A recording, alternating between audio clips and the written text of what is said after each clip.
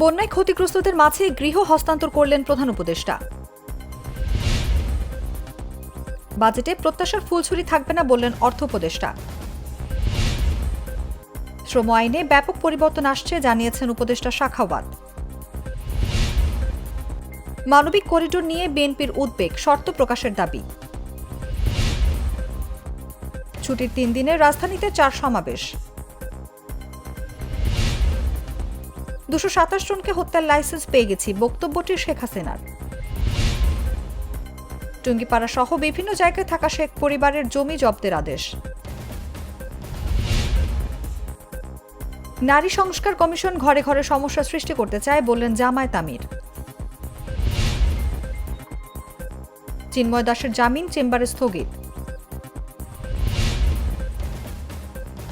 বৃষ্টি থাকবে, তাপমাত্রাও বাড়বে সারা দেশে।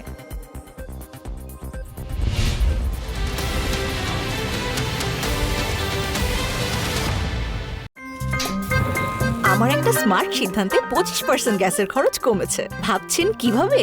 সাধারণ গ্যাস স্টোভ বদলে আমি এনেছি আরএফএল গ্যাস স্টোভ। এর সাইন্টিফিক নজল ও ব্রাস বার্নার ক্যাপ সমানভাবে তাপ ছড়িয়ে রান্না করে দ্রুত, তাই গ্যাসও বাঁচায় 25%, টাকাও বাঁচে 25%। আরএফএল গ্যাস স্টোভ নিরাপদ ও গ্যাস সাশ্রয়ী।